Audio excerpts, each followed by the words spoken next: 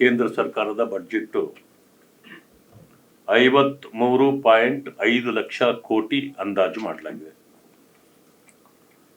ಈ ಅಂದಾಜಿನ ಪ್ರಕಾರ ಇದು ಜನಪ್ರಿಯತೆಯನ್ನು ಗಳಿಸುವ ಬಡ್ಜೆಟ್ ಆಗದೆ ಯುವ ಶಕ್ತಿ ಬಡ್ಜೆಟ್ ಆಗಿದೆ. ಇಲ್ಲಿ ಯಾರನ್ನೂ ಓಲೈಕೆ ಮಾಡತಕ್ಕಂಥ ಕೆಲಸವನ್ನ ನಿರ್ಮಲಾ ಸೀತಾರಾಮನ್ ರವರು ಮಾಡಿಲ್ಲ. ಯಾಕೆ ಅಂತಂದ್ರೆ ಇಂದಿನ ಬಡ್ಜೆಟ್ ಅನ್ನ ನೋಡಿದ್ರೆ ಇಲ್ಲಿ ನಾವು ಹೇಳಬಹುದು ಯಾರನ್ನೂ ಓಲೈಕೆ ಮಾಡಿಲ್ಲ ಮತ್ತು ಆರ್ಥಿಕತೆಯ ಒಂದು ಯಥಾಸ್ಥಿತಿಯನ್ನ ಕಾಪಾಡಲಿಕ್ಕೆ ಪ್ರಯತ್ನ ಮಾಡಿದ್ದಾರೆ. ಯಾಕೆ ಅಂತಂದ್ರೆ ಟ್ಯಾಕ್ಸ್ಗಳನ್ನ ಹೆಚ್ಚಿಗೆ ಯಾವುದರ ಮೇಲೂ ಹಾಕಿಲ್ಲ.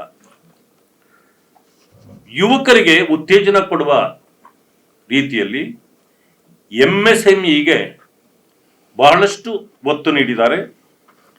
ಯಾರು ಯುವಕರು ಕಾರ್ಖಾನೆಗಳನ್ನ ಸ್ಥಾಪಿಸ್ತಕ್ಕಂಥವರು ಅಥವಾ ಬೇರೆ ಬೇರೆ ರೀತಿಯ ವ್ಯಾಪಾರ ಬಿಸ್ನೆಸ್ ಮಾಡತಕ್ಕಂಥವರಿಗೆ ಹೆಚ್ಚಿನ ಅವಕಾಶಗಳನ್ನ ಈಗಾಗಲೇ ಇದರಲ್ಲಿ ಕೊಡಲಾಗಿದೆ. ಉದ್ಯೋಗ ಸೃಷ್ಟಿಯೇ ಇದು ಮೂಲ ಮಂತ್ರವಾಗಿ MSMEಗಳನ್ನ ಉತ್ತೇಜಿಸುವ ಕೆಲಸವನ್ನ ಮಾಡಿದ್ದಾರೆ. ಇದರಲ್ಲಿ ನಮ್ಮ ಸರ್ಕಾರ ಬಂದಾಗಿಂದ ದೇಶದ ಆರ್ಥಿಕತೆ ಮತ್ತು ಬಡತನ ಯಾವಾಗಲೂ ಹೇಳ್ತಿರೋದು ಗರೀಬಿ ಹಟಾವೋ. ದೇಶದಲ್ಲಿ ಗರೀಬಿ ಹಟಾವೋ ಅಂತಂದ್ರೆ ಬರೀ ಮಾತಿನಿಂದಲ್ಲ, ಈಗ 25 ಕೋಟಿ ಜನಸಂಖ್ಯೆಯನ್ನ ನಮ್ಮ ಸರ್ಕಾರ ಬಂದ ಮೇಲೆ ಇವತ್ತು ಬಡತನದ ರೇಖೆಯಿಂದ ಮೇಲೆತ್ತುವ ಕೆಲಸವನ್ನ ಈಗಾಗಲೇ ಮಾಡಿದ್ದಾರೆ. ಇದಂದ್ರೆ ವಿಕಸಿತ ಭಾರತದತ್ತ ಮೋದಿಯವರ ಸರ್ಕಾರ ದಿಟ್ಟ ಹೆಜ್ಜೆ ಅಂತ ಹೇಳ್ಬೋದು. ಯಾಕಂದ್ರೆ 2047ಕ್ಕೆ ಪ್ರಪಂಚದಲ್ಲಿ ನಮ್ಮ ಶಕ್ತಿ ಏನು ಅನ್ನೋದನ್ನ ನಾನು ತೋರಿಸ್ಬೇಕು ಅಂತ ಹಠತೊಟ್ಟು ನಿಂತ ಮಾನ್ಯ ಪ್ರಧಾನಮಂತ್ರಿಗಳು ಈ ರೀತಿಯ ಒಂದು ದಿಟ್ಟ ಹೆಜ್ಜೆಯನ್ನ ಇಟ್ಟಿರ್ತಕ್ಕಂಥದ್ದನ್ನ ನಾವು ಗಮನಿಸಬಹುದು. ಇದರಲ್ಲಿ ಪರಿಶಿಷ್ಟ ಜಾತಿ ಪರಿಶಿಷ್ಟ ವರ್ಗಗಳ ಬಡವರ ಏಳಿಗೆಗೆ ಬದ್ಧವಾಗಿರ್ತಕ್ಕಂಥದ್ದು. GSTಯಲ್ಲಿ ಸರಳೀಕರಣ ಮಾಡಿ ಈಗಾಗಲೇ ಸರಳೀಕರಣದ ಜೊತೆಗೆ ಈಗಾಗಲೇ 6.8ರಿಂದ 7.2ಕ್ಕೆ ಈಗಾಗಲೇ ಎಕ್ಸ್ಪೆಕ್ಟೇಷನ್ ಇಟ್ಕೊಂಡಿರ್ತಕ್ಕಂಥದ್ದು. ಮತ್ತೆ ಇದರಲ್ಲಿ ಒಂದು ಇದನ್ನ ಹೇಳಿದ್ದಾರೆ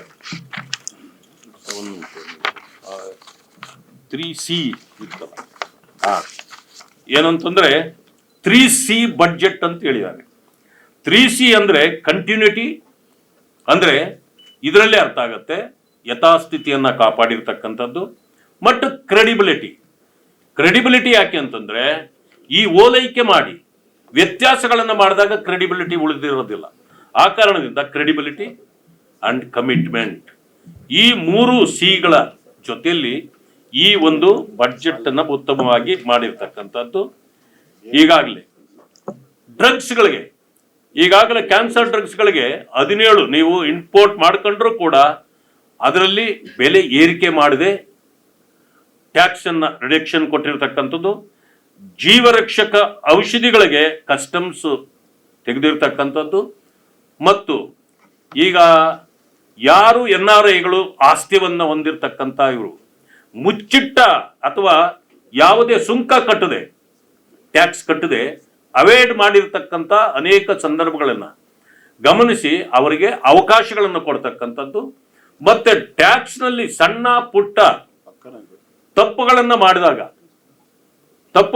ಮಾಡಿ ಅವರ ಮೇಲೆ ಕೇಸುಗಳಾಗಿ ಜೈಲಿಗೆ ಹೋಗ್ತಕ್ಕಂಥ ಪರಿಸ್ಥಿತಿಗಳು ಉದ್ಭವ ಆಗಿದ್ದು ಹಿಂದೆ. ಈಗ ಇನ್ನು ಮುಂದೆ ಅವರು ಜೈಲಿಗೆ ಹೋಗ್ತಕ್ಕಂಥ ಶಿಕ್ಷೆ ಅನುಭವಿಸ್ತಕ್ಕಂಥದ್ದಿಲ್ಲ. ಅವರು ಏನು ಫೈನ್ ಕಟ್ಟಿದರೆ ಸಾಕು ಅಂತಕ್ಕಂಥದ್ದನ್ನು ಕೂಡ ಇದರಲ್ಲಿ ಇದು ಮಾಡಿದ್ದಾರೆ. ಆಮೇಲೆ ಬಂಡವಾಳ ವೆಚ್ಚ 11.2 ಲಕ್ಷ ಕೋಟಿಯಿಂದ 12.2 ಲಕ್ಷ ಕೋಟಿಗೆ ಹೆಚ್ಚಳ ಮಾಡಿರ್ತಕ್ಕಂಥದ್ದು. ಆಮೇಲೆ ಪ್ರತಿ ಜಿಲ್ಲೆಯಲ್ಲಿ ಮಹಿಳಾ ವಸತಿ ನಿಲಯಗಳನ್ನ ತೆಗೆಯತಕ್ಕಂಥ ಅನೇಕ ಈ ರೀತಿ. ಮತ್ತೆ ಜವಳಿ, ಟೆಕ್ಸ್ಟೈಲ್, ಇದಕ್ಕೆ ಒತ್ತು ಕೊಡ್ತಕ್ಕಂಥದ್ದು. ಮಹಾತ್ಮ ಗಾಂಧಿಯವರ ಹೆಸರಿನ ಅಡಿಯಲ್ಲಿ ಖಾದಿ ಉತ್ಪಾದನೆ ಮತ್ತು ಅದಕ್ಕೆ ಪ್ರೋತ್ಸಾಹ ಕೊಡ್ತಕ್ಕಂಥದ್ದು. ಕಾಂಗ್ರೆಸ್ನವ್ರು ಹೇಳ್ತಿದ್ರಲ್ಲ, ಗಾಂಧೀಜಿಯವರನ್ನ ಗೌರವಿಸೋದೇ ಇಲ್ಲ ಅಂತ. ಇಲ್ಲಿ ಗಾಂಧಿಯವರಿಗೆ ಸಂಬಂಧಪಟ್ಟದ್ದು ಯಾವುದು ಅಂದ್ರೆ ಖಾದಿಯನ್ನು ಗೌರವಿಸಿದ್ರೆ ಮಹಾತ್ಮ ಗಾಂಧಿಯವರನ್ನ ಗೌರವಿಸಿದಂತೆ. ಹೀಗೆ ಹಲವಾರು ರೀತಿಯ ಕಾರ್ಯಗಳನ್ನ ಇವತ್ತಿನ ಈ ಬಡ್ಜೆಟ್ನಲ್ಲಿ ನಾವು ಕಾಣಬಹುದು. ಒಟ್ಟಾರೆ ಇದು ಜನಸಾಮಾನ್ಯರಿಗೆ ಉತ್ತಮವಾದ ಬಡ್ಜೆಟ್ ಅಂತೇಳಿ ಹೇಳ್ತಕ್ಕಂಥದ್ದು. ಅದು ಜೊತೆಗೆ ರೈತರಿಗೂ ಕೂಡ ಉತ್ತಮ ಪ್ರೋತ್ಸಾಹವನ್ನ ಕೊಟ್ಟಿದ್ದಾರೆ.